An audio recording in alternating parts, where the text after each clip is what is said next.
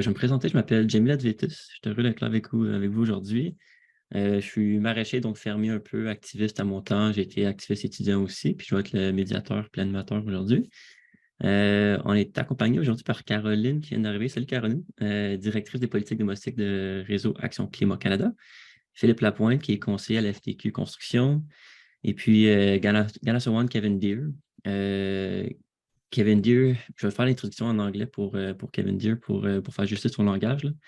Kevin Deere helps to Écoute, perform the ceremony. il aide les cérémonies des Mohawks. Il vit à Manoko, situé sur la rive sud de Montréal, et il a été employé comme professeur à l'école d'immersion depuis 1989. Il est gardien du savoir du Longhouse. Il est une personne ressource pour les perspectives iroquoiennes. Avant de commencer, par contre, on va vous inviter à répondre à un petit sondage que vous devriez voir affiché à l'écran. Il va y avoir 3 questions qui vont s'afficher. Question de savoir, vous vous trouvez dans quel état d'esprit face à la COP. Les questions sont là. La première, suivez-vous habituellement les négociations internationales? On vous laisse répondre. La deuxième qui est en dessous, quel est votre niveau d'attente de la COP27? Puis la troisième, voyez-vous une ligne entre les négociations internationales en Égypte et le Canada ou le Québec?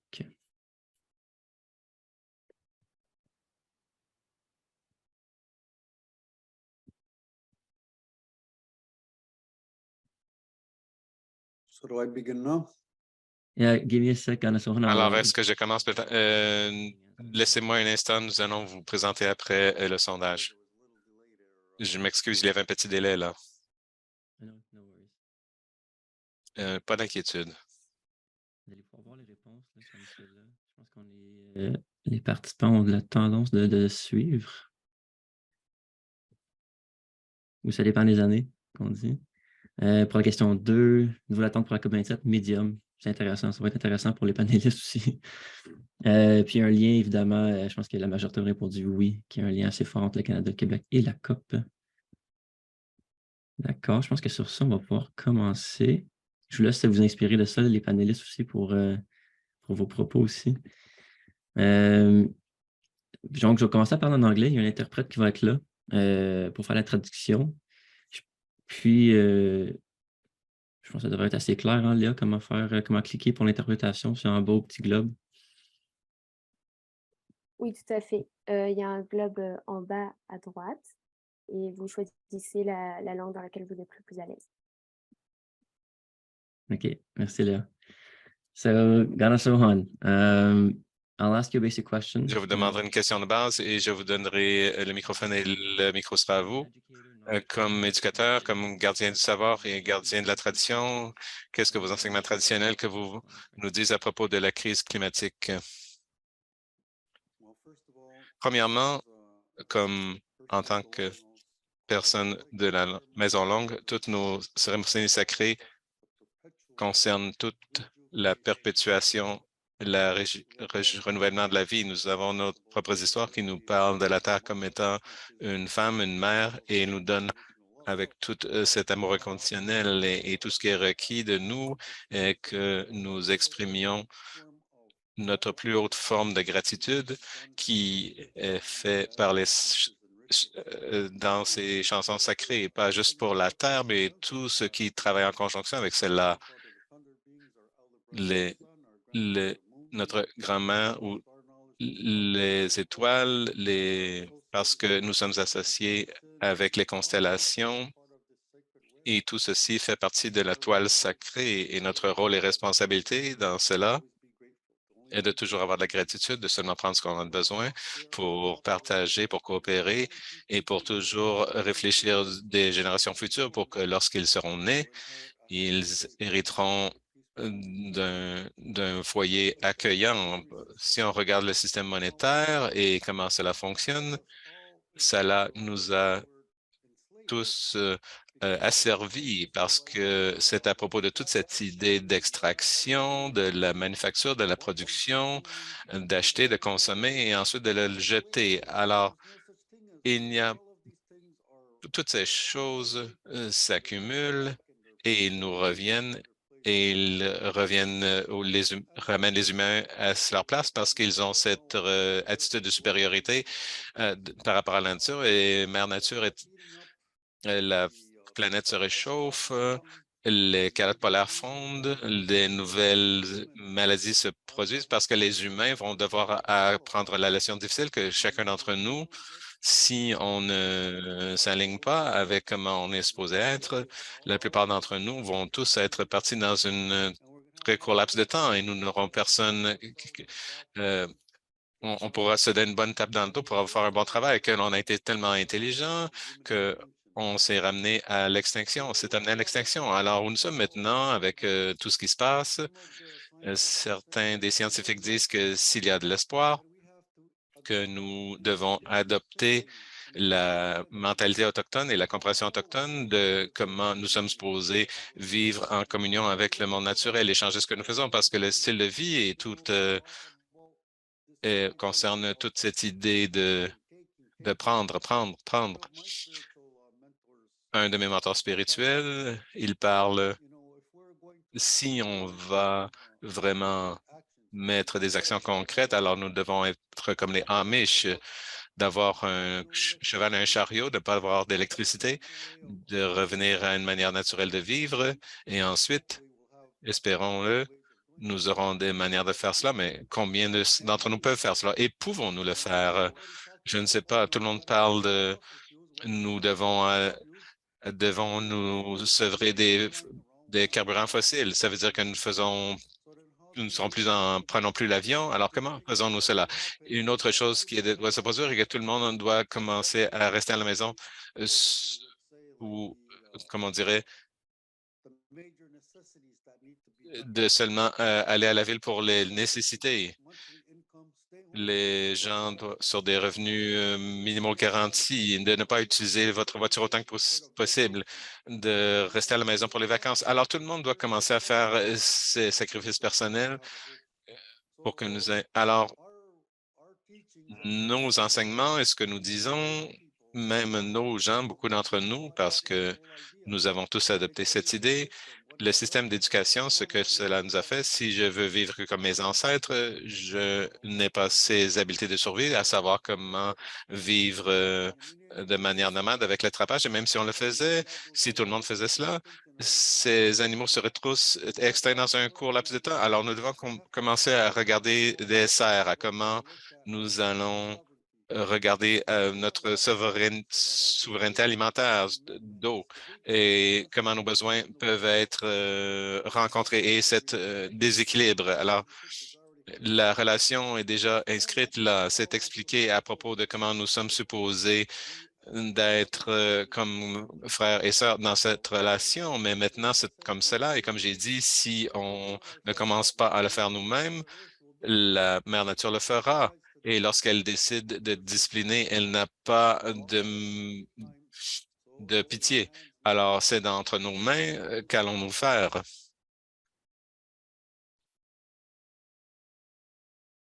Yeah. Oui. Alors, je peux continuer les autres choses aussi et que lorsque l'on regarde où nous sommes dans notre, nous sommes tous faits de cette argile de la terre. Alors, lorsque vous êtes mort, vous retournez dans le ventre de votre mère. Nous, comme argile marchand, nous sommes supposés être les yeux, la voix de notre relation avec notre mère commune. Et lorsque l'on regarde à ce qui se passe avec toutes ces conférences des partis, c'est la 27e. Il y a différentes perspectives parce que il y a des scientifiques que je suis qui utilisent l'année 1756 comme étalon parce que si on regarde le Nouveau Monde, tout l'abondance, il y avait des millions de buffles dans les plaines. Les plaines étaient tellement immenses et tout s'atténue et diminue. Et il y a un autre groupe de scientifiques qui utilisent la révolution industrielle de 1880 comme étalon. Alors, lorsqu'on regarde le point de réchauffement de la planète qu'on est supposé regarder. Il y a deux différentes dates en ensemble de données. Alors, quel est le bon ensemble de données? Comme personne autochtone de l'île de la Tortue, on doit dire, je dois dire qu'on devrait utiliser 1756 à cause de la quantité de, de richesse, pas de richesse monétaire, mais de richesse naturelle qui existait. Et maintenant, vous utiliserez celle-là lorsque nous sommes vraiment dans un dilemme parce que certaines de ces choses ont été passées, ces points de bascule ont été passés. Et maintenant, qu'est-ce que l'on doit faire? Nous devons commencer, chacun d'entre nous, à être satisfait de ce que nous avons et d'avoir à faire plus avec moins parce que on ne peut pas garder le statu quo. Cela va toujours être où nous aurons un réveil brutal. L'autre chose est que lorsque l'on parle de la sagesse autochtone, en 1990, il y a un groupe en Amérique du Sud qui s'appelle les Koogis. Ils ont produit une vidéo qui s'appelle Du cœur du monde, que de l'avertissement des frères. Et en 1990, ils ont dit, nous sommes les frères aînés, vous devez écouter ce que nous essayons de vous dire parce que sinon, vous apportez cette place sur Terre ne sera pas durable. Et c'était il y a plus de 32 ans. Et qu'est-ce qui a changé? Rien. Il semble que maintenant, nous avons une guerre et toutes ces personnes qui détruisent les bâtiments, ils ne considèrent pas la Terre. À chaque fois qu'il y a une bombe qui frappe la Terre, notre terre-mère, elle sent ça d'une manière différente. Peut-être nous ne le réfléchissons pas comme des sentiments, mais parce que tout est une toile sacrée, tout est interconnecté, qu'est-ce que l'on fait à la toile? Nous le faisons à nous-mêmes. Alors, nous sommes tous là-dedans ensemble et les gens qui croient qu'ils peuvent bombarder et détruire et ils affectent toutes, si vous voulez, tout le monde, parce que chacun, nous ne sommes pas séparés les uns des autres. Il y a juste une mère, nous y sommes tous connectés comme famille humaine, et maintenant, nous devons arriver à ce moment où on doit penser à ces institutions d'éducation supérieure, Harvard, Yale, McGill.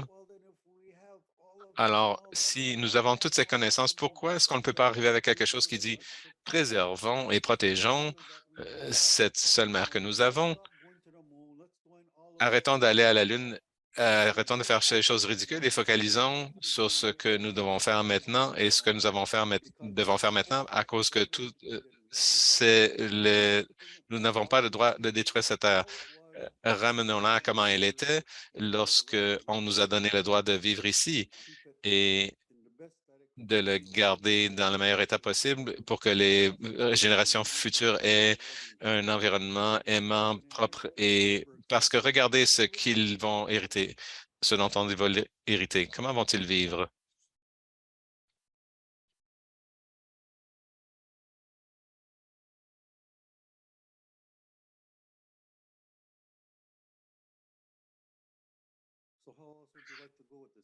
Alors, quelle autre chose aimeriez-vous faire avec cela? Oui, merci pour cela jusqu'à maintenant. Je serais curieux de voir ce que vous pensez et juste dire un mot rapidement en français. Je vous invite à laisser des questions dans le chat si vous en avez. De plus, Philippe puis Caroline, si vous avez des questions pour les autres panélistes, gênez-vous vraiment pas. Le panel se veut à la base une discussion. Hein, fait que si vous avez des questions ou des façons d'adresser ou de commenter les propos à Ganasowan ou des autres panélistes, allez-y librement. OK. Now back to you, Ganasowan. De retour à vous, Kanasawan. Je serais curieux de savoir ce que vous pensez à propos des choses comme la COP27, COP26 ou ces grandes conférences internationales que vous avez, la politique comme un moyen de changement. On pourrait parler librement de politique en général comme moyen pour s'attaquer au changement climatique. Et même si vous voulez parler du niveau international, je serais curieux de voir ce que vous pensez à propos de tout ceci. Une des choses que je regarde, c'est que lorsqu'on essaie de comprendre le capitalisme et toute cette idée à propos de faire de l'argent, bien, lorsqu'on se demande qui vraiment mène le monde, ça en revient tous à qui contrôle l'argent. Et habituellement, qui contrôle l'argent est ce que j'appelle est le roi, le nouvel empereur, les nouvelles corporations multinationales, parce qu'il y a des lois. Nos corporations est maintenant comme un être humain maintenant. Et les sociétés mettront toujours les profits prioritaires aux gens et même à l'environnement. Ce qui se passe, c'est que lorsque beaucoup de ces gouvernements se rassemblent, et qui les subventionne? C'est les grandes corporations. Alors, les corporations les nourrissent d'une main et ils ne vont pas mordre la main qui les nourrit. Alors, ce qui se passe, c'est que beaucoup de gens vont, oui, ils ont ces bonnes idées, ils parlent de ces choses, mais dans l'analyse finale, cela ne va pas vraiment changer parce que, comme j'ai dit, le système monétaire et la manière que cela dicte, nous devons regarder un modèle différent parce que si nous maintenons les choses de la manière qu'elles sont, les gens qui contrôlent le pouvoir ne changeront pas parce que tout concerne les profits. C'est à propos des marges de profit, c'est tout à propos de faire de l'argent et au bout du compte, nous allons tous souffrir parce que nous devons changer cette mentalité. Ce n'est pas à propos de faire de l'argent, c'est à propos de la préservation de la chose qui nous maintient à chaque jour. Et qu'est-ce qui nous maintient? C'est la terre-mère. Et quelle est notre relation avec la terre? Nous devons commencer à réfléchir à cela. À chaque jour, chaque seconde, nous prenons une respiration. Nous devons respirer, n'est-ce pas? Et à chaque fois où nous allons nous conduisons nos voitures, est-ce que nous pensons à ce qui sort de cet échappement? Ou peut-être personne ne pense à cela, mais nous devons tous commencer à nous demander lorsqu'on utilise des carburants fossiles, cela veut dire que l'on doit commencer à regarder nos actions. Et comme ils sont prêts à regarder cela, la société nous a tous conditionnés, nous a tous séduits pour acheter cette idée de, je ne sais pas comment on doit l'appeler, mais cette machine de toute manière. Et certains d'entre nous doivent arrêter et dire assez de cette folie. Les gens le voient, veulent l'essayer, mais ils ne peuvent pas le faire seuls. Et même lorsqu'il y a des gens qui protestent et qui sont prêts à s'avancer et faire tous ces changements, mais espérons on pourra faire quelque chose parce que le temps est essentiel. Je, les gens qui se rassemblent ne sont pas là pour leur l'ego, pour l'argent, ils ne sont pas là pour le pouvoir et le contrôle, mais ils sont vraiment là comme citoyens de la Terre qui dit, comme petit enfant de cet univers, qu'est-ce que je peux faire pour faire ces changements? Parce que la seule chose que nous allons changer, nous n'allons pas changer personne, nous n'allons pas changer ces sociétés et tout cela. Tout ce que l'on peut faire, c'est nous changer nous-mêmes. Alors, si tout le monde dit, ah, je n'achète pas de voiture, je n'achète pas de carburant fossile, alors ces gens ne seront pas capables de fonctionner parce que toutes les choses qu'ils manufacturent, qu'ils produisent, les gens diront, ben, on n'a plus besoin de cela. Alors, ils n'ont pas besoin, toutes les actions vont diminuer et nous allons devoir commencer, qu'est-ce qu'on en a besoin? Et on doit commencer à aller dans cette direction et que les gens adoptent cela comme moyen de créer ce changement. Yeah, Oui, lorsque nous parlerons de ce qui nous amène de l'espoir pour la transition, parfois, ça met et ils mettent toutes les œufs dans le même panier du gouvernement pour changer les choses, mais la chose que j'entends, c'est que vous voyez une version plus holistique où vous voyez que ce n'est pas nécessairement des groupes différents, mais lorsque le changement arrive à l'intérieur, tous ces gens ensemble peuvent s'attaquer à la question. Est-ce que j'entends de votre part? Oui. J'aimerais parler j'ai deux autres questions. Une qui est proposée. Je peux en demander une immédiatement. Comment pouvons-nous collectivement s'assurer que les droits autochtones sont maintenus dans cette transition? Alors, une grande question. Je- Comment on pourrait avoir cette fusion? Comme j'ai dit, on pourrait parler des traités lorsque l'on parle du wampum, on parle des relations, ou on pourrait parler de la philosophie. On parle de comment on est supposé d'être assis sous le grand arbre de la paix et l'aigle au-dessus. Nous devons changer nos philosophies parce que notre philosophie n'en est pas une qui dit que je comprends que je suis dans cette toile sacrée, que tout est interrelié avec tout. Je suis seulement une petite portion, une petite personne dans cette grande chose, mais que nous venons de cette idée que nous comprenons que nous sommes tous, chaque être humain est un être spirituel et a une expérience humaine. Alors, si nous comprenons cela, que nous sommes cela, et nous sommes supposés d'être cela, alors nous éliminons tout le racisme, nous éliminons toute la haine, nous éliminons cette idée que nous sommes supérieurs au monde naturel. Et si nous adoptons cette philosophie, tout le pire s'élimine, tous les viols cessent, toutes les dégradations environnementales et même les suicides et tout cela parce que nous comprenons que nous sommes tous des êtres sacrés. Mais comment est-ce que l'on fait cela? Nous avons besoin d'un nouveau paradigme qui nous dit que oui, je comprends maintenant que mm, que véritablement cet être spirituel qui a cette expérience humaine, nous devons ouvrir nos esprits à ce nouveau paradigme, à cette nouvelle manière de penser, parce que ce que nous avons ne fonctionne pas partout. Alors, on ne peut être pris là-dedans et dire que nous l'avons tout, parce que si c'était si merveilleux, alors pourquoi est-ce qu'on en arrive à un point où on se mène soi-même à l'extinction? Parce que il y a quelque chose qui manque.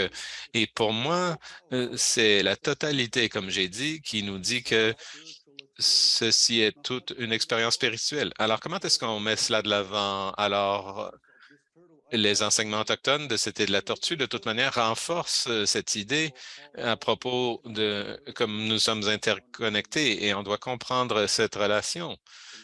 Et la seule manière que l'on peut le faire est par amour inconditionnel. Je dis amour inconditionnel parce que beaucoup de gens parlent de l'amour, mais c'est conditionnel. En autant qu'on est dans le même parti politique, on est correct. En autant qu'on est avec les mêmes croyances religieuses. Mais dès qu'il y a quelqu'un qui dévie, alors on dit, je n'apprécie pas ce que vous dites. Si on venait tous de cette euh, place où on s'aime tous les uns les autres et on peut aller à ce prochain niveau, alors de comment on peut faire ce changement. Mais si nous allons être pris dans des idéologies qui sont à propos du conflit, moi contre vous, alors comment pouvons-nous sauver le monde lorsqu'on ne peut même pas se sauver soi-même? Et la seule manière qu'on peut le faire est que nous avons besoin d'une autre manière de réfléchir et une autre manière de comprendre. Et la seule manière qu'on peut le faire, c'est par des conférences comme celle-ci où on en parle et on partage des idées et nous venons de cet endroit de dire, voici, c'est la seule chose que je peux contribuer. Je suis juste une petite personne, mais si on ouvre notre réflexion collective, espérons-le, on peut dire nous se sauver soi-même. Absolument. Alors, avec cette conscience spirituelle, cette unicité que vous avez avec l'environnement et la nature autour de vous, il semble que vous parlez que cela aurait dû faire partie de la nature humaine. C'est quelque chose que l'on devrait avoir maintenant, mais quelque chose dans la société et dans le paradigme nous a enlevé cette conscience spirituelle des gens. Je serais curieux de savoir qu'est-ce que vous croyez que c'est, qu'est-ce qui a fait en sorte que on a perdu cette habileté d'être connecté à la nature et aux gens autour de nous. Alors, ce sont des visions de monde différentes parce que, je ne sais pas, j'ai été élevé comme catholique et dans les enseignements bibliques que j'ai entendus à propos d'Adam et Ève, ça a dit que lorsque Dieu les a créés, ils avaient et alors et détruiront la planète. Alors, je dis, si j'étais le créateur, si j'étais Dieu, je ne dirais jamais à mes enfants de détruire ma création. Je dirais, si vous m'honorez, vous me respectez, alors respectez mon travail. Alors, il y a ça qui s'est produit. Et l'autre chose a été l'argent. Parce qu'une fois que les gens ont développé cette idée d'argent, alors ce qui se passe maintenant, et cela commence à établir les argent versus ceux qui n'ont pas l'argent. Nos gens ici, nous n'avions pas d'argent, mais nous avions des chefs du leadership, nous avions des gens qui savaient comment se rassembler et se conseiller pour le bénéfice de tout le monde et les générations futures. Et dans un État sans argent, alors dès qu'on en a introduit l'argent, alors nous avons tous ces conflits parce que cela crée tous ces débalancements et avec l'argent vient le pouvoir, le contrôle et maintenant c'est comme une bascule lorsque c'est déséquilibré. Il y a les riches qui établissent les lois et dictent tout ce qui se passe. Alors, si on se débarrasserait de l'argent, qu'est-ce qui se passe? Alors, nous ramenons tout le monde qui nous sommes, juste des gens, pas de hiérarchie, pas de roi, pas de reine, juste des gens qui doivent inconditionnellement s'aimer et travailler ensemble pour améliorer les choses. Nous avons le temps pour une dernière question. J'aurais tendance à être d'accord avec vous. Des perspectives mondiales différentes rend cela plus difficile à s'entendre.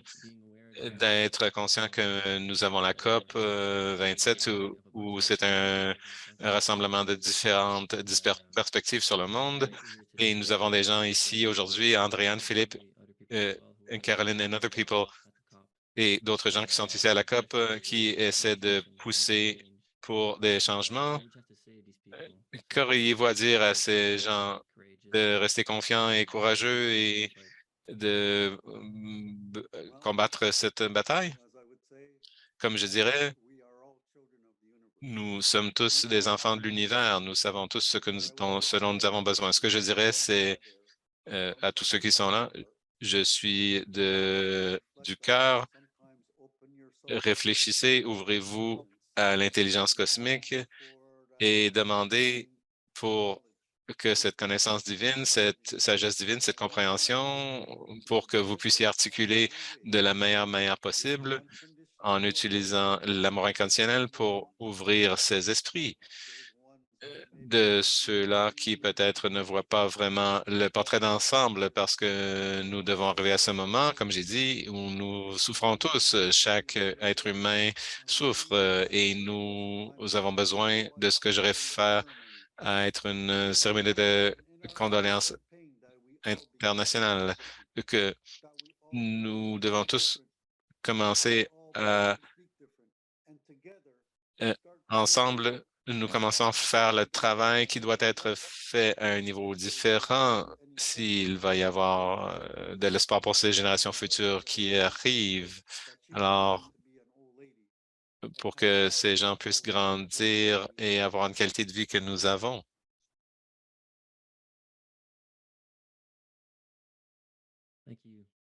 Merci beaucoup, Kanaswan. Toujours très agréable de vous entendre ce matin. Cela nous permet d'ancrer le reste de la conversation à propos de la justice climatique, la souveraineté du territoire. Cela nous laisse avoir une perspective critique de cette philosophie occidentale. Alors oui, merci beaucoup. Je, je vous inviterai à demeurer avec nous si vous voulez. Il y aura d'autres conversations dans le futur et si vous avez besoin de la traduction, il y a un petit globe dans le bas. Oui, merci. Maintenant, Yeah, that's fine. Thank you. Parfait. On va pouvoir passer à toi, Caroline, maintenant. J'ai vu qu'il n'y avait pas de questions dans le chat. Encore une fois, j'invite les gens à poser les questions librement. C'est la même chose pour les panélistes qui participent aussi. Caroline, est-ce que tu es là avec nous?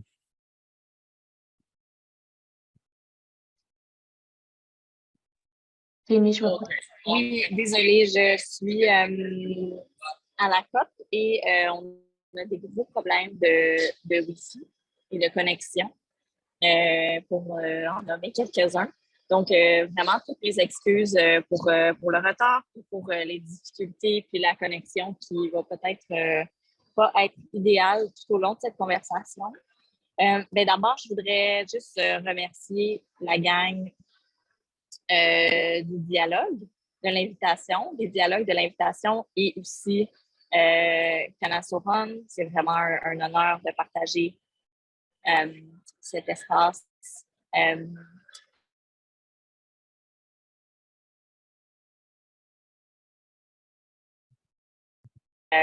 Les mots qui ont été partagés, je pense qu'il y a un petit moment là, pour me recentrer autour de cette sagesse. Jamie, est-ce que tu voulais tout de suite que je me lance dans quelques réponses?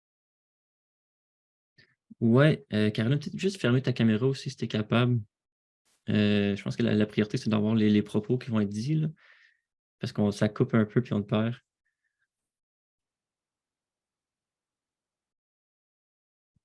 Tester le micro, on ne s'entend pas plus. Oh, on a perdu Caroline. Je vais te donner quelques instants, puis sinon, on peut peut-être passer à Philippe. Philippe, la connexion est bonne pour toi?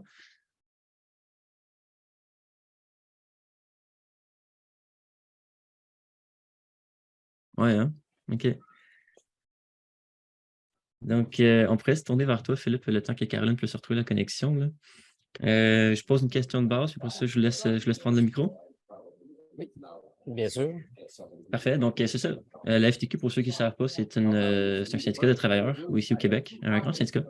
Puis la question est très simple. C'est quoi le rôle que les travailleurs vont avoir à la COP27?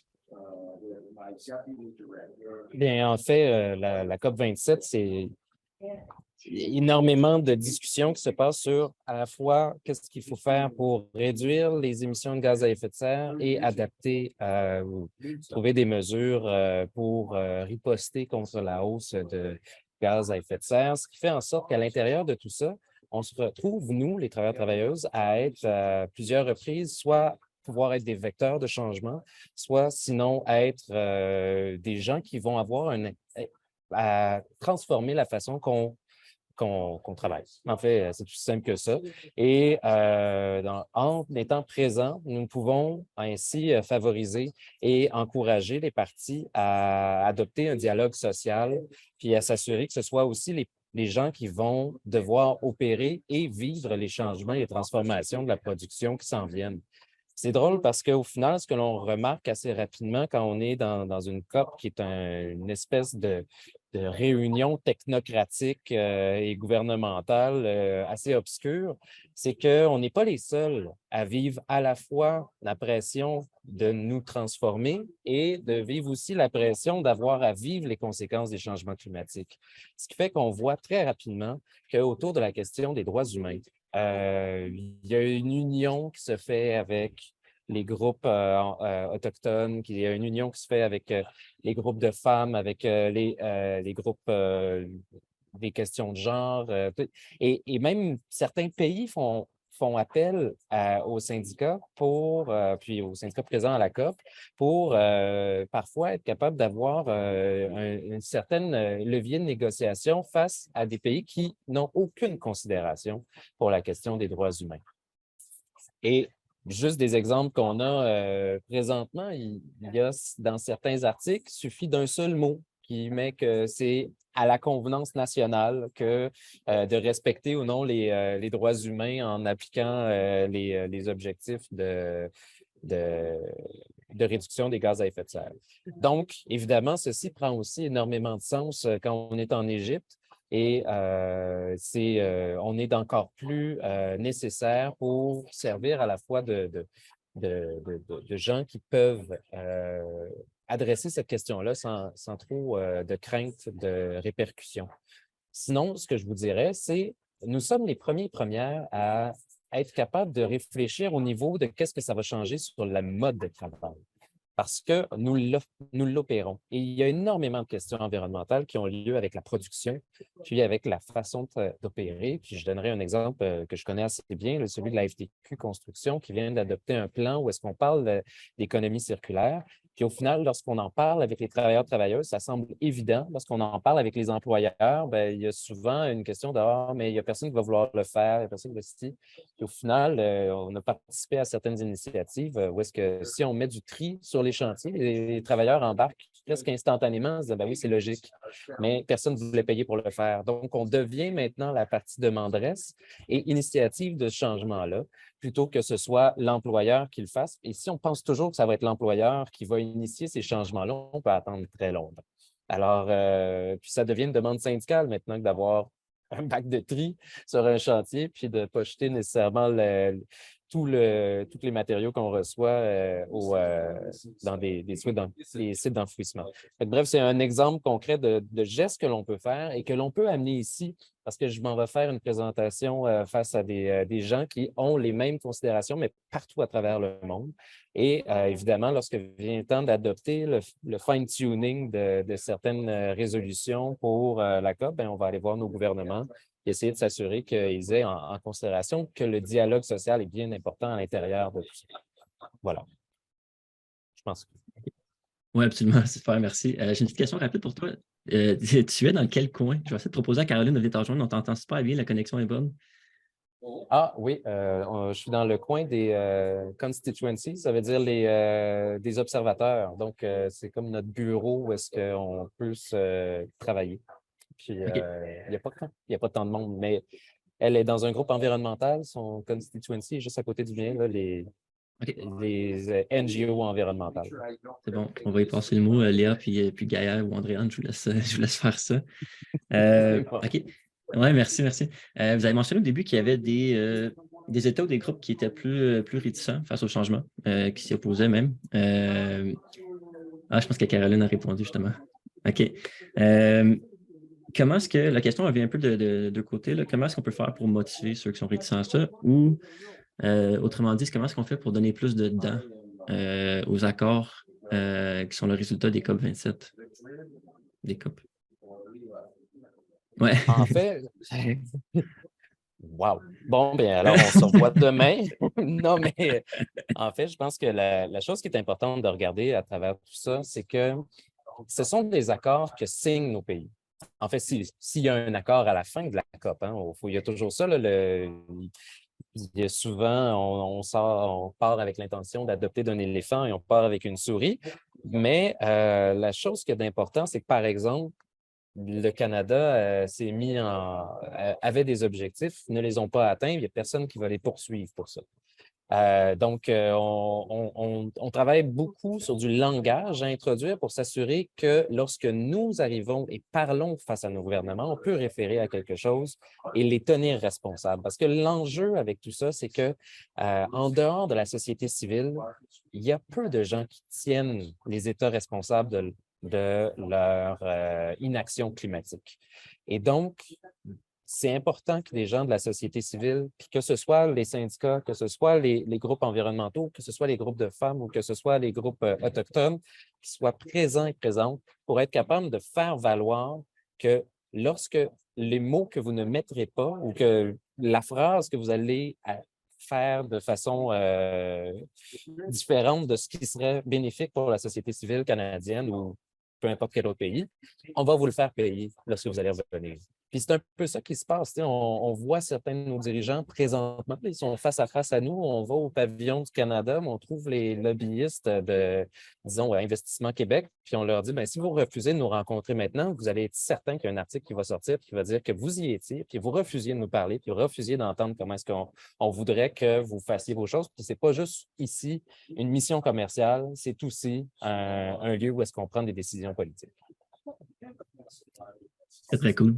Très bonne réponse. Ouais. C'est une grosse question, mais c'est une super bonne réponse.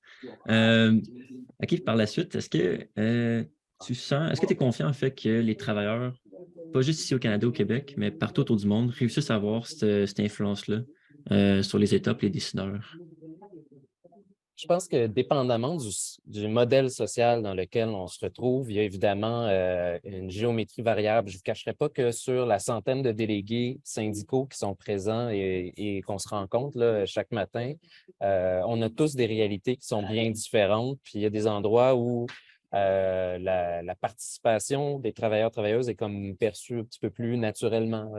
J'ai d'ailleurs en face de moi une collègue de Suède, il y en a de Norvège et tout ça. Puis c'est sûr que le dialogue est plus facile, même chose en Angleterre, mais on a aussi des camarades qui viennent d'Afrique ou d'Amérique latine, quelques-uns d'Asie. Le mouvement syndical asiatique n'est pas extrêmement puissant ou n'a pas la même historique que le nôtre, ce qui fait en sorte que bien, leur potentiel d'interpeller le gouvernement et d'avoir ce rapport de force-là n'est pas le même. Oui, je comprends absolument. Je vais attendre que Caroline se connecte. Je pense que pour l'instant, il nous restera environ 5 minutes.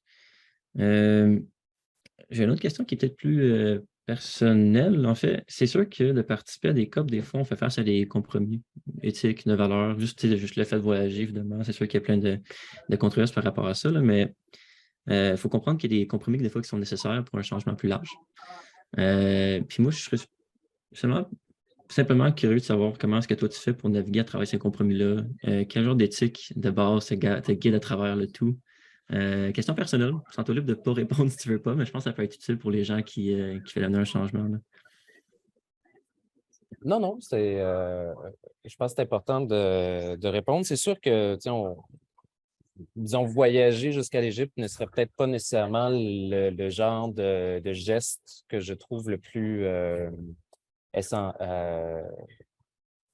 écologiquement comme en termes de check and balance, il y aurait moyen d'engager cette discussion-là peut-être autrement. Par contre, ce que je pense qu'il y a d'important, puis qu'on se rend compte lorsque l'on est à l'extérieur de chez nous, puis encore plus lorsqu'on est à l'extérieur de notre télétravail, c'est la réalité que peuvent avoir d'autres pays ou d'autres sociétés civiles dans notre cas. En fait, la chose la plus importante ici que je remarque, c'est qu'étant en Afrique, il y a beaucoup plus de délégations africaines qui sont présentes. Et en se côtoyant, et la majorité de mes discussions que j'engage là, depuis 3 jours, c'est avec du monde qui cherche leur chemin. Et je n'aurais pas cette discussion-là si c'était pour dire aux gens, fermez ou ouvrez votre micro dans une conversation Zoom. Mais en se croisant comme ça, j'ai pu parler avec, entre autres, une dame du Kenya qui, lorsqu'elle était surprise de voir des représentants syndicaux, puis là, on s'est mis à jaser un petit peu de qu'est-ce qu'on fait, puis elle a dit « Ah, mais c'est vrai, moi aussi, je travaille avec un syndicat, puis on devrait les inclure dans un processus pour parler de qu'est-ce qu'on fait. » Après ça, j'ai rencontré une autre dame, elle venait de la Mauritanie, et de la Mauritanie, et elle travaille exactement sur les enjeux qui m'intéressent ici. Puis on a fait une rencontre parallèle dans laquelle j'explique les trucs qu'on a fait. Elle m'explique qu'est-ce qu'elle fait en Mauritanie pour bâtir des cursus d'éducation environnementale pour des travailleurs. Puis bref, c'est le genre d'opportunité que je n'aurais pas dans d'autres types de réunions. Ça nous permet de sortir de nos ornières puis de voir assez bien qu'est-ce qu'il y a de possible. Donc, je pense qu'à chaque fois que j'ai une rencontre de ce type-là, ça nous permet aussi de justifier ce déplacement-là. Puis j'espère qu'à long terme, notre militantisme va faire en sorte que l'empreinte carbone de tout ça va être épargnée. Mais on s'assure aussi d'effacer notre empreinte carbone par d'autres moyens. Mais, bon. Je pense que c'est une très bonne réponse. En fait, c'est exactement ce que je voulais entendre, puis ça fait un beau pont aussi à ce que Caroline va adresser tantôt. Dernière question, il reste environ 2 minutes. Y a-t-il un projet en particulier, un dossier sur lequel tu travailles à la COP ou quelque chose que tu espères réussir là, concrètement à la COP? Bien, en fait, moi, je travaille dans l'industrie de la construction, puis je m'intéresse beaucoup. Il y a présentement un immense pavillon sur la transformation du parc immobilier mondial et ils sont très axés sur l'architecture et l'ingénierie. Ils pensent très peu à qu'est-ce que ça prend pour les travailleurs, travailleuses et comment les inclure dans le processus ou comment, en fait, surtout s'assurer que les travailleurs locaux soient capables d'appliquer les grandes technologies qu'ils espèrent implanter. Ça ressemble beaucoup. Plusieurs fois, je trouve que ça ressemble à du néocolonialisme de dire on va bâtir des maisons en Allemagne puis on va aller te les placer sur ton terrain où tu values. Donc, j'essaie de parler de ça. Puis, je suis un peu une bébite qui rentre dans leur meeting puis qui, à chaque fois, pose la question. Ils commencent à me connaître. Puis là, ils font ah ouais, OK, on va laisser une question à Philippe. Puis, ils ont un café le matin de networking. Puis je suis toujours là. Puis, on dirait que À la fin, je pense qu'ils vont me laisser avoir une conférence, ils vont dire c'est là que tu parles, puis après ça, ferme ta gueule. Fait que c'est bon. Fait que c'est mon objectif, c'est qu'ils parlent de nous autres. Puis, il y a aussi, à l'intérieur de tout ça, il y a nos propres gouvernements. Donc, on essaie de trouver un moyen de parler à des gens ou de les mettre dans des coins sans les intimider, de façon à dire « Ah, t'attends? Ben, je suis là. » Puis là, on jase un petit peu, puis de réseauter, parce que ces gens-là trouvent vraiment toujours le moyen de ne pas nous voir à l'extérieur. Puis ici, ben, ils n'ont pas d'autre choix. Fait que, au moins, on est là. Voilà. Super. Merci pour les exemples concrets. Puis merci en fait pour tout. Là. Je pense que, encore une fois, je t'invite à rester. Ben oui, C'était bien des sûr. propos, des commentaires, ouais, c'est ça, sens-toi libre. Puis je vais passer maintenant à Caroline. Caroline, on peut peut-être faire un petit test. Oui, test, est-ce que vous m'entendez? Ouais, c'est beau, je pense que le son est bon. Merci Caroline d'être là. Voulez-vous lancer les propos comme que c'était prévu de faire? Je peux vous laisser. À la base, ce qu'on avait comme question, c'était le rapport entre la justice climatique puis les COP, puis comment adresser les multiples crises sociales, de santé, les crises économiques, la crise climatique, biodiversité. Comment est-ce que toutes ces crises-là pourraient être adressées au sein de la COP 27? Je peux vous laisser là-dessus, oui. Parfait. Puis merci à tout le monde de votre patience. C'est vraiment, vous vivez en direct l'expérience. Ça consiste à se chercher un Wi-Fi, se connecter, puis se rendre compte que ça déconnecte. Donc, vraiment, mes excuses et merci de votre patience pour ça. Donc, oui, comme je disais tantôt, vraiment être un honneur pour moi d'être ici avec Dana Sohan et également Philippe. Et le réseau Action Climat, pour ceux qui ne connaissent pas, on est le plus large réseau d'organisations qui travaillent ensemble sur les changements climatiques au Canada, de la côte ouest à la côte est, en passant par le nord du Canada. Et ils comprennent non seulement des OBNL environnementales, mais également les grands syndicats canadiens, dont la FPQ, également des groupes autochtones militants, des groupes jeunesse, des groupes grassroots, et j'en passe. Donc, on est une large coalition et on est ici parce que la COP 27, comme le disait Philippe, c'est une COP en sol africain.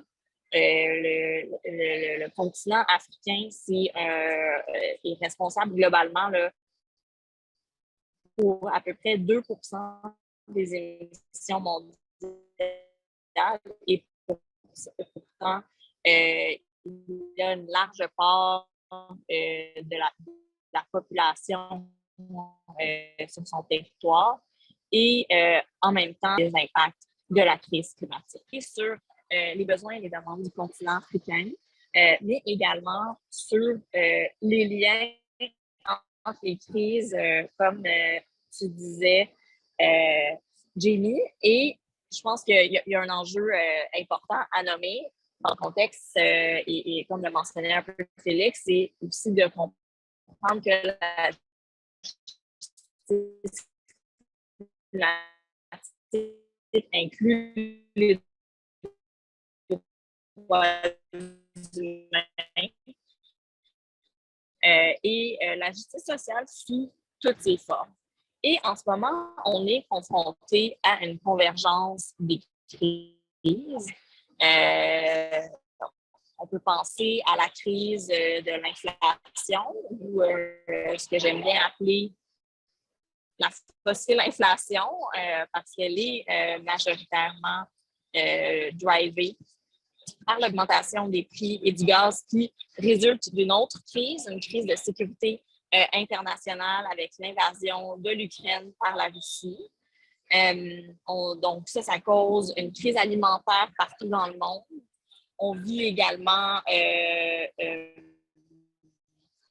une crise de santé publique. Je ne pense pas qu'on peut dire que la pandémie est officiellement terminée, mal disent. Et je pense que la crise de santé publique nous a démontré quel type de coopération internationale était mise de l'avant par les pays. C'est-à-dire que partager l'accès aux vaccins, par exemple, les pays du Nord en premier, ce qui a fait en sorte que les pays du Sud ont un très faible taux de vaccination émergent. Donc, cette convergence des crises-là, c'est important de l'adresser en faisant d'une pierre plusieurs. En 2022, je pense plus qu'on a le luxe de confronter une seule crise à la fois et non seulement c'est ce qu'il faut faire pour répondre aux crises aujourd'hui, mais aussi parce que, en fait, ça va permettre de laisser personne derrière, d'avoir une approche intersectionnelle, transformationnelle, comme décrivait Kana Sohan, qui va vraiment à la racine des problèmes que l'on parle, du capitalisme, du colonialisme. C'est ça, je pense, qui va nous permettre de nous sortir de cette convergence des crises ou de polycrise, je ne sais pas comment on veut l'appeler, actuelle. Parce que ce qu'on vit aujourd'hui, malheureusement, je pense qu'il faut être honnête et comme point de départ, ça ne veut pas dire qu'on doit, on a parlé un peu d'espoir là, dans les échanges, je constate que ça ne va pas très bien. On a besoin d'une réponse transformationnelle et historiquement, les gens, en travaillant ensemble, les mouvements sociaux ont été capables de changer les choses. Donc, il faut poursuivre dans cette tradition-là pour faire bouger les gouvernements. OK, merci beaucoup. Ça coupe de temps en temps. Je ne sais pas s'il y a quelque chose que vous pourriez faire, Caroline, là, pour améliorer un peu le rapport, là, mais on entend environ 80% de ce que vous dites, là, tant qu'il n'y a pas trop des trucs importants qui sont dus dans les 20%. On a déjà une question qui a été proposée, je pense qu'elle était adressée à vous, là. Quelle avancée les COP ont apporté jusqu'à maintenant? Je pense que c'est particulièrement pour adresser justement les polycrises, comme vous avez dit. Ben, désolée, je vais peut-être essayer de me connecter sur mon ordinateur pendant que je parle. Je pense qu'il faut partir du point de départ de qui a demandé à ce que des COP soient mises en place. Et en fait, ce sont les petits États insulaires, les pays africains, qui ont pris l'initiative de mettre de l'avant ces rencontres internationales-là, multilatérales, où ils ont voix égale aux grands émetteurs. Quand on est dans une salle de négociation, qu'on soit un petit État insulaire comme le Tuvalu, on a droit de parole autant que les États-Unis. Et ça, c'est important. Passer à travers. Est-ce que les COP nous ont permis de température de l'accord de Paris jusqu'à date? Non. Mais je pense qu'il faut noter qu'il y a des progrès qui ont été faits. L'accord de Paris, donnez-moi un instant, je pense que je vais réussir à me connecter sur mon ordi.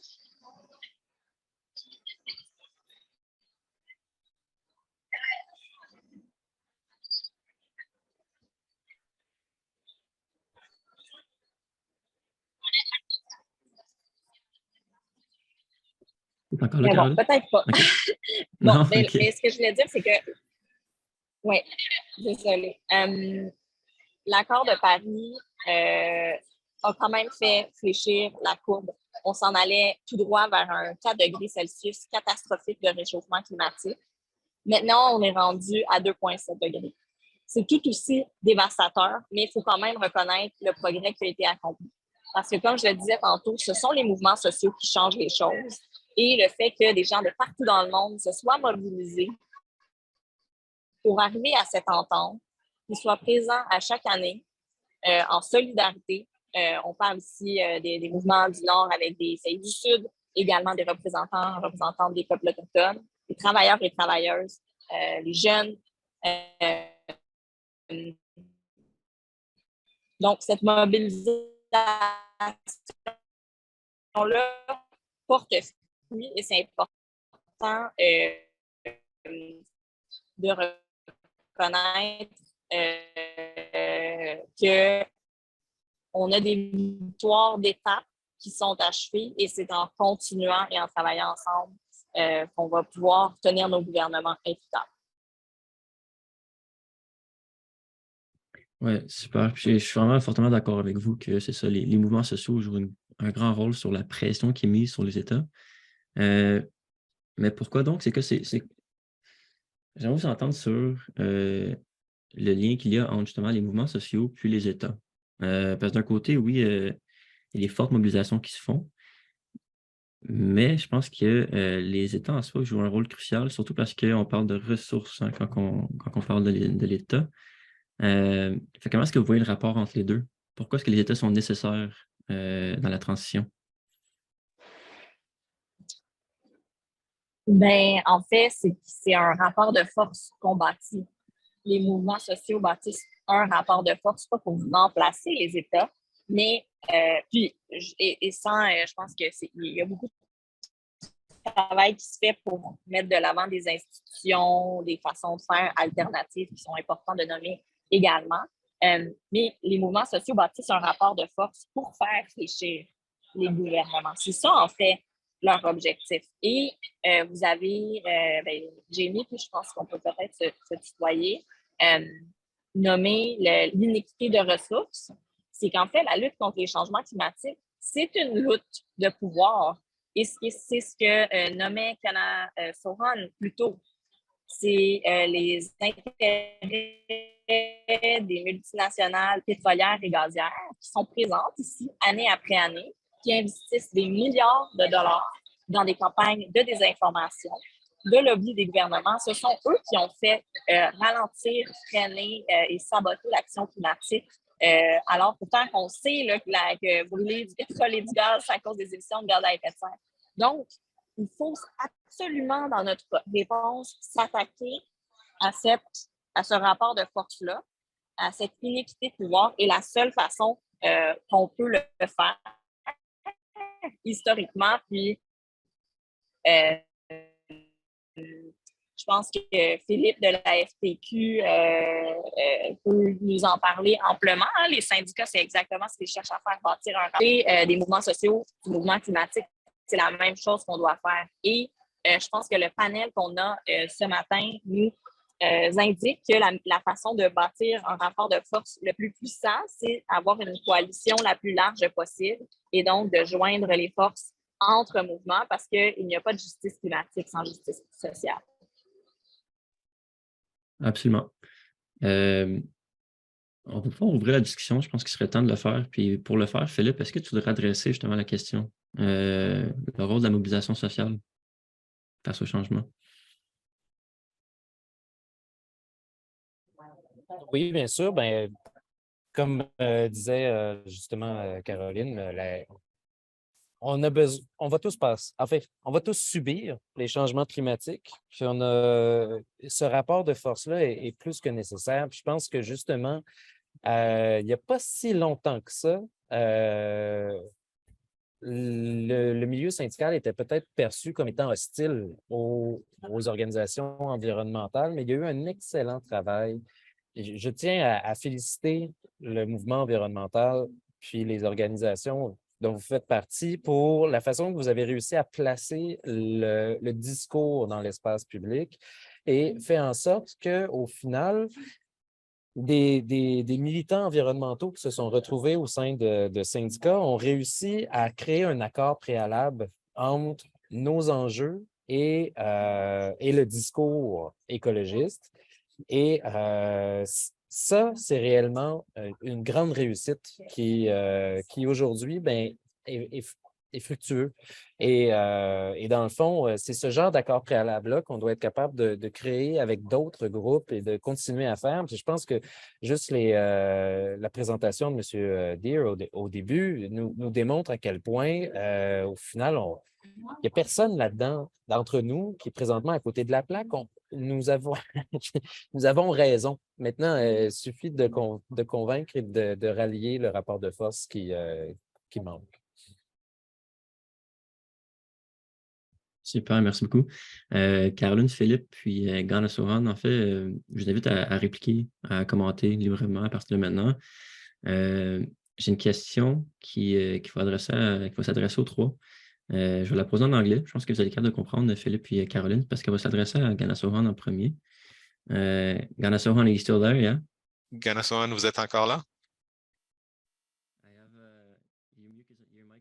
Votre microphone est en sourdine. J'ai une question pour vous. Vous êtes prêt? Oui. J'aimerais parler du concept que de la dette et de la responsabilité, pas comme traditionnellement, la dette a été comprise comme je vous dois de l'argent, mais j'aimerais que l'on repense à ce concept maintenant de dette, spécialement en termes de relations internationales. Parce que si nous avons causé du dommage, nous avons une responsabilité de réparer ce dommage. J'aimerais vous entendre tous commenter ou dire si vous deviez changer le concept, changer la définition de la dette, comment est-ce que vous la changeriez?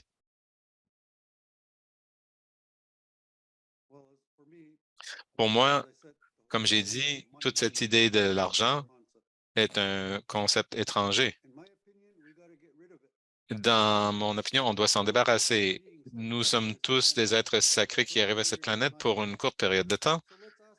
Alors, demandons-nous quel est notre don au monde.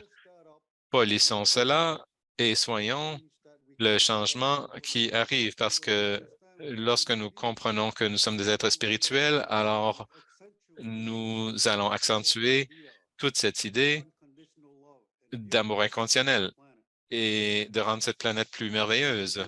Et lorsque l'on regarde le système monétaire, c'est tout basé sur la dette. La seule raison pour laquelle tous ces moteurs économiques tournent, c'est à cause que quelqu'un doit être endetté. Alors, si on comprend cela, pourquoi est-ce que l'on continue à alimenter cette chose ne va jamais fonctionner par soi-même? Pourquoi est-ce que notre modèle monétaire ne peut pas être notre amour?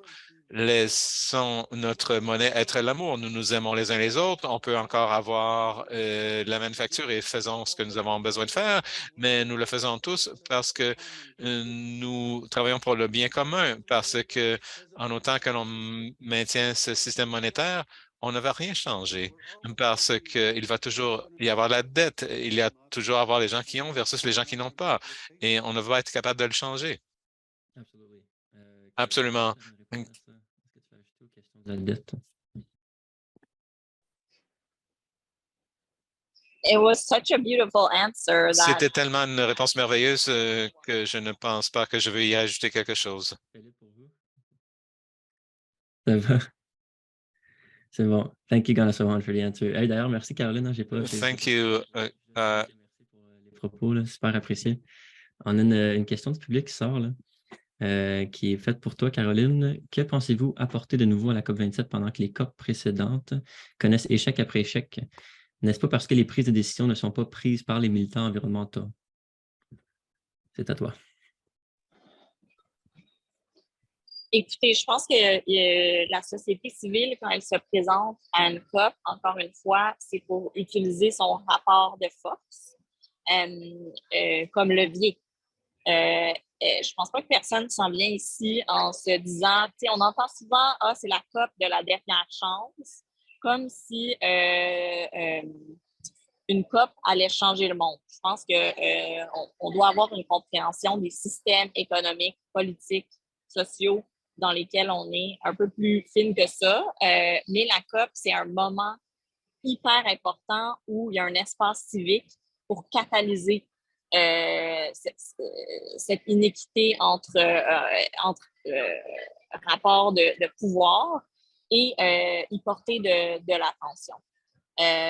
Donc, je pense que la société civile, la question qu'il faut poser, pourquoi les militants environnementaux sont là, mais pas seulement les militants environnementaux, pourquoi les leaders autochtones sont là, pourquoi les représentants des pays les plus vulnérables sont là, pourquoi les travailleurs et les travailleuses sont là, c'est qu'est-ce qui arriverait si on n'était pas là? Vous savez que l'année dernière, il y a eu une présence record des lobbyistes pétroliers et gaziers. Comme je le disais tantôt, le fait qu'on n'ait pas réussi à aplatir la courbe des émissions de gaz à effet de serre, c'est à cause du rôle de sabotage, de délai et de dilution que joue année après année cette industrie. Il y a un pavillon du Canada à la COP 27, le consortium des pétrolières et gazières les plus grosses au Canada qu'on appelle le Pathways Oil Sands Alliance, vont pouvoir tenir un événement dans ce pavillon. Je pense que déjà, là, on entend des gens se prononcer contre ça. Donc, on doit être ici pour occuper l'espace civique parce que si un espace civique n'est pas occupé, ben, on ne met pas de l'avant ces questions fondamentales de justice et de droits humains. Puis si je peux juste rapidement répondre à la question de Sandrine également dans le chat, exactement, on doit mobiliser un mouvement coalisateur, un mouvement large, un mouvement populaire. Et pour ce faire, on doit décloisonner les luttes et bâtir des solidarités. C'est pour ça que je trouve ça important et pourquoi je suis honorée, en fait, d'être ici avec... c'est drôle qu'on me mette un peu dans la boîte de la militante environnementale parce qu'à mon sens, Gana Sohan et Philippe luttent tout autant pour la justice climatique, tout comme le mouvement climatique se doit d'être solidaire des luttes autochtones et des luttes syndicales.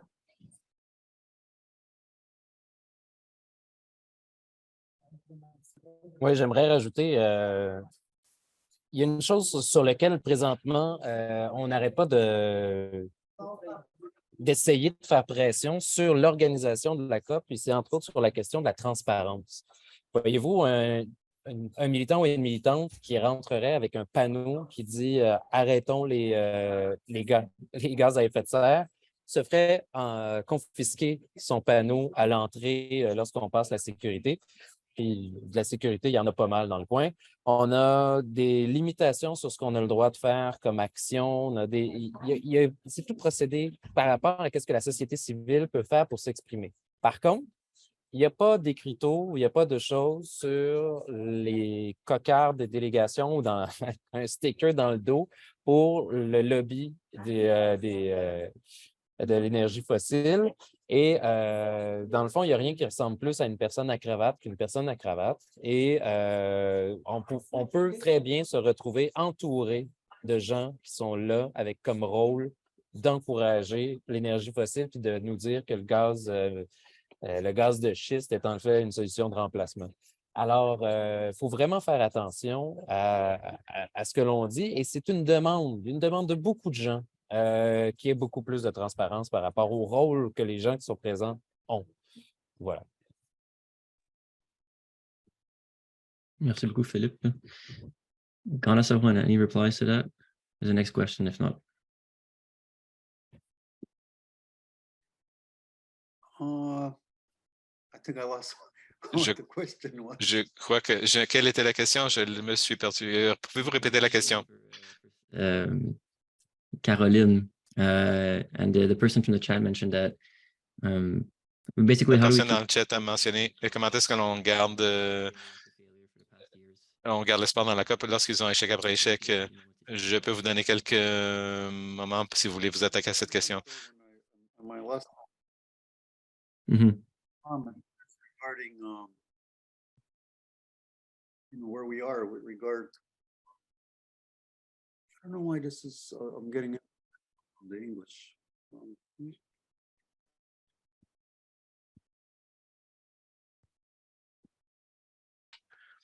Yeah. Oui, comme j'ai dit, nous sommes dans ce dilemme maintenant et comme j'ai dit, je ne suis pas sûr comment nous allons nous sortir de ceci parce que je ne sais pas encore tous les mâles de l'humanité. Il y a un dénominateur commun et pour moi, c'est monétaire. Alors, si nous comprenons cela et nous faisons cela, alors on devrait être capable de réfléchir en dehors de la boîte et arriver avec les solutions, mais en autant que l'on veut se maintenir dans la structure présente de comment toute cette machine fonctionne, nous allons devoir la changer parce que, comme vous savez, il y a un dicton qui dit que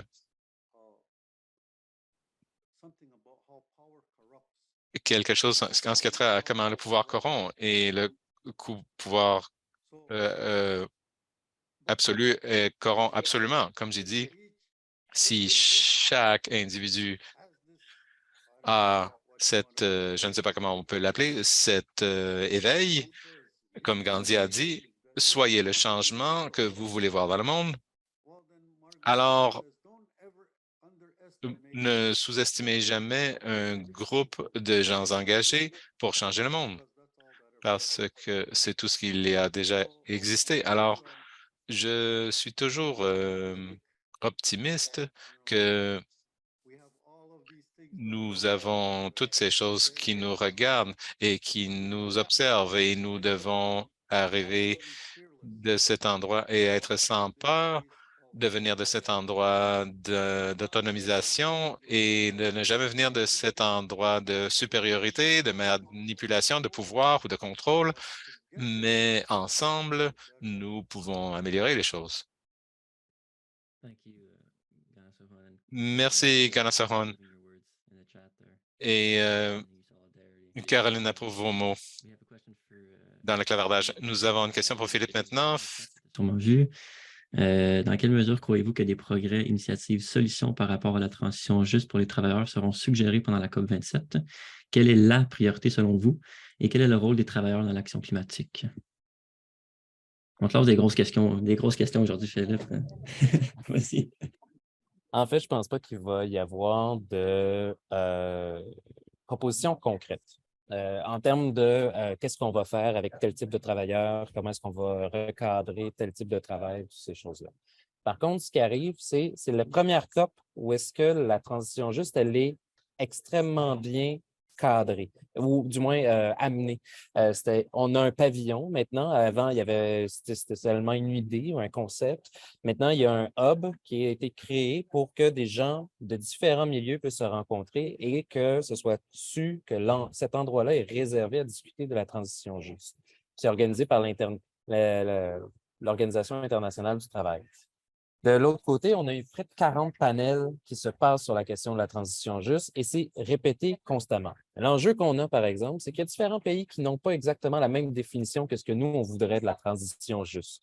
Parfois, quand on entend Stephen Guilbeault ou Justin Trudeau parler de transition juste, leur définition, c'est aussi un peu de l'immobilisme par rapport à certains emplois en disant qu'il faut les conserver parce qu'il y a des travailleurs qui pourraient être heurtés, alors que la définition que nous, on a, c'est plutôt si vous êtes pour transformer les moyens de production, prenez en compte qu'il y a des gens qui ont des communautés, qui ont des familles, qui ont des choses et qu'il faut que ces personnes-là puissent continuer de vivre décemment et trouver des emplois décents équivalents. J'ai parlé dernièrement, entre autres, avec une personne bien impliquée là, auprès de l'industrie pétrochimique, une chercheuse qui a étudié comment certaines usines avaient été converties pour devenir des lieux d'exploration de qu'est-ce qu'on pouvait faire avec ces installations-là, qu'est-ce qu'on pouvait faire avec les travailleurs qui savaient comment opérer une usine pétrochimique, mais avec peut-être d'autres produits chimiques que du pétrole pour produire du plastique ou autre, ou comment les remanier de façon à ce qu'ils deviennent plus des grands centres de gaz à effet de serre. Et c'est plein d'initiatives qui se font l'idée par les travailleurs, travailleuses qui étaient les anciens opérateurs de ces machines-là, qui deviennent, dans le fond, des gens qui peuvent le faire différemment. Ça, c'est ce qu'on veut comme transition juste, puis c'est toujours à ça qu'on doit amener. Qu'est-ce qu'elle sert la COP? Pour essayer de finir vite, qu'est-ce qu'elle sert la COP dans ce discours-là? C'est de s'assurer que le plus de pays aient la même définition pour que l'on puisse par la suite s'y référer et être capable de forcer les gouvernements et forcer les entreprises à respecter ces principes-là. Et vous savez, c'est la même chose que pour le reste des engagements de la COP, c'est-à-dire que s'il n'y a pas une société civile qui est en arrière pour les forcer à les respecter, c'est des mots. Et même chose pour l'économie circulaire. Là, je viens de voir que ça passe dans le mot, mais effectivement, on est des grands promoteurs de l'économie circulaire aussi avec la transition juste. Merci Philippe. Je vais peut-être lire un propos de Louise, puis on pourrait essayer de s'inspirer de ça pour faire les mots de la fin, parce qu'il reste une minute à la discussion de groupe. C'est toujours très frustrant que les conférences après conférences, tout est dilué à l'extrême pour arriver à un consensus à la fin. Puis les plus gros sont tellement hypocrites. Juste la présence des lobbies des énergies fossiles met tellement de pression sur la conférence, mais à la fin en disant comme quoi, je suis bien d'accord que sans justice sociale, il n'y a pas de justice climatique. On pourrait te faire un petit tour de table. Caroline, je pourrais te laisser commencer. Mot de la fin, puis adresser le commentaire si tu le juges nécessaire.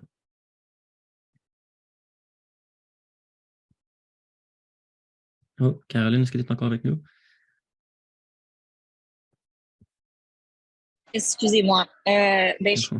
En fait, je pourrais tout simplement pas être plus d'accord avec Louise, non seulement parce que c'est stratégiquement et moralement la bonne chose à faire de travailler ensemble, mais également parce que quand on regarde la polycrise à laquelle on est confronté, que ce soit la crise énergétique, alimentaire, les conséquences en ce moment de l'inflation, de sécurité internationale, les impacts climatiques, la crise de la biodiversité, nos réponses devront être convergentes et à la hauteur, à l'échelle des défis auxquels on est présenté.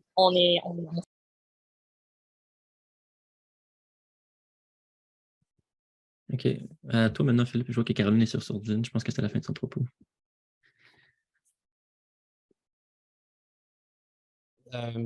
Oui, je pense en fait, on doit être présent, entre autres, pour pouvoir. En fait, notre rôle, comme le dit notre cocarde, c'est d'être des observateurs. Et peut-être, Caroline est peut-être partie, je ne sais pas. Mais notre rôle, c'est d'être des observateurs pour s'assurer justement que l'hypocrisie de nos décideurs, puis l'hypocrisie des lobbies qui sont présents, ne passe pas inaperçue. J'en profiterai juste pour dire à Donna, qui a posé une question aussi sur le fait que, à mon avis, l'économie circulaire devrait être encore plus applicable dans les régions où l'industrialisation n'est pas avancée parce qu'ils sont en processus d'industrialisation et on peut donc baser nos modèles d'affaires sur l'idée que les matériaux ne sont pas infinis et donc avoir une question d'entrepreneurship et d'innovation autour de l'économie circulaire. Je pense que c'est un concept qui devrait être universel et s'appliquer partout. Nous, on a du rattrapage à faire et des endroits où est-ce qu'on peut le partir dès le départ dans le business plan. Voilà, je terminerai là-dessus en disant que merci pour votre travail, puis j'espère que vous allez continuer parce que nous avons aussi besoin de ça à la COP que de savoir que nous sommes appuyés par la société civile présente. Je vais passer la parole à Ganasoran, mais avant ça, je vais juste encourager les gens à remplir le sondage de satisfaction qui va apparaître à la fin. Ouais, c'est pour terminer à 10 heures, justement. Je vais faire aussi un grand merci à tout le monde qui est là, panéliste autant qu'organisateur. Belle opportunité, des super belles discussions. Merci tout le monde. Puis sur ça, je vais passer la parole à Gana Sohan. Gana, if you want to have any final words to close the panel, I'm going to leave you the floor. Yeah, the mic is yours. Well, only thing that I would say to conclude this is that we have to Nous devons puiser sur, peu importe ce que c'est qu'on l'appellerait, de l'intelligence cosmique, parce que dans toute cette vastitude de la galaxie, nous sommes une très petite poussière et cette Terre est toujours bombardée avec de la lumière des étoiles, du soleil et aussi avec de la lumière ancestrale parce que nous venons tous des étoiles. Nous sommes ici pour un court laps de temps. Alors, demandons à cette énergie divine, peu importe comment on l'appelle, de nous donner l'esprit, de nous donner le cœur et de nous donner les mots et les actions qui sont nécessaires, dont on a besoin. Et à n'importe quel autre moment, la connaissance et les apprentissages pour se sauver soi-même parce que tout nous a été donné. La seule chose dont on nous a toujours demandé, que l'on nous a demandé, c'est d'avoir cette attitude de gratitude, de penser tous ces dons que nous recevons à chaque jour pour que l'on puisse apprécier cette vie. Et nous l'avons détruit. Et nous continuons à la détruire. Alors, nous avons besoin d'aide. Chaque jour, nous devons commencer à prier. Nous devons commencer à demander pour que cette connaissance et cette sagesse, que, espérons-le, ensemble, comme famille humaine, nous l'obtiendrons et on fera ces changements pour que ces générations futures qui arrivent comme nous seront capables d'hériter d'un environnement positif parce qu'ils émergent du sol, ils nous regardent. Les gens qui sont vivants aujourd'hui, ces générations, et on ne peut pas les remplacer. Alors, faisons de notre mieux, peu importe ce que c'est, parce que nous sommes tous là-dedans ensemble maintenant. Thank you very much, Kanasawan. Merci beaucoup, Kanasawan. Thank you everybody that organized. Un grand merci à tout le monde qui est là présent aujourd'hui. On va devoir mettre fin au panel. Donc, c'est ça. Merci à tout le monde. Merci Léa, merci Gaïa, merci Nalita, merci tout le monde.